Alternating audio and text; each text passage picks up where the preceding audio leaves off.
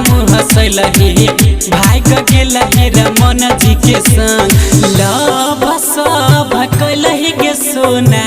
प्यार के चढ़ल एहन उमंग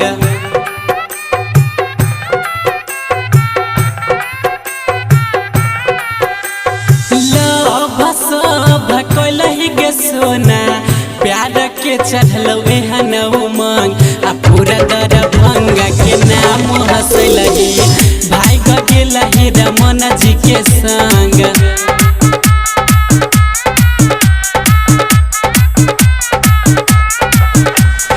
पूरा मिथिला नचल के नाम हंसलही भाई गेलही रमन जी के संग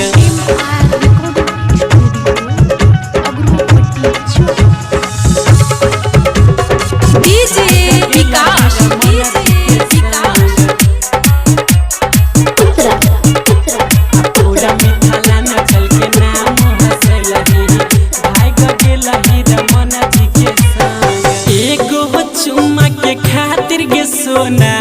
गेला रहे रमन जी जेल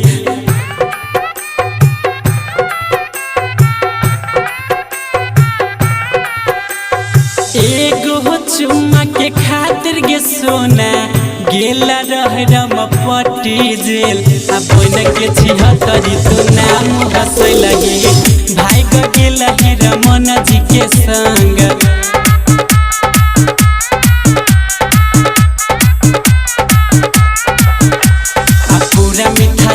चल के नाम हंसलही भाई गेलही रमन जी के संग लव सब कैलही गे सोना प्यार के चढ़ल एहन उमंग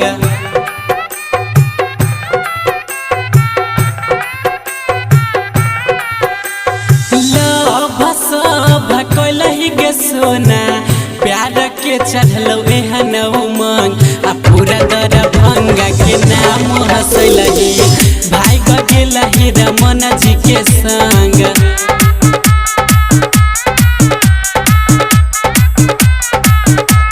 पूरा मिथिला नचल के नाम हंसलही भाई गेलही रमन जी के संग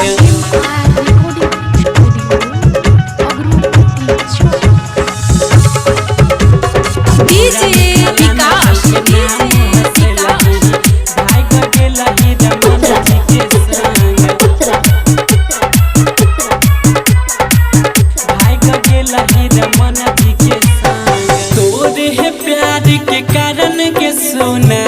भेला रहे तोरा मामा से जंग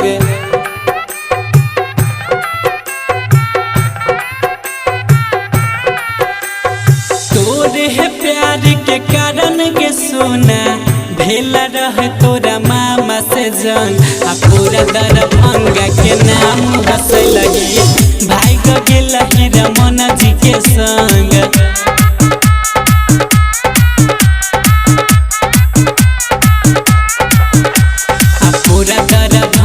के नाम हंसलही भाई गेलही रमन जी के संग लव सब कैलही गे सोना प्यार के चढ़ल एहन उमंग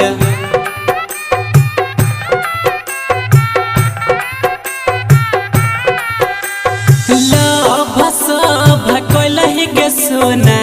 प्यार के चढ़ल एहन उमंग आ पूरा दरभंगा के नाम हंसलही भाई गेलही रमन जी के संग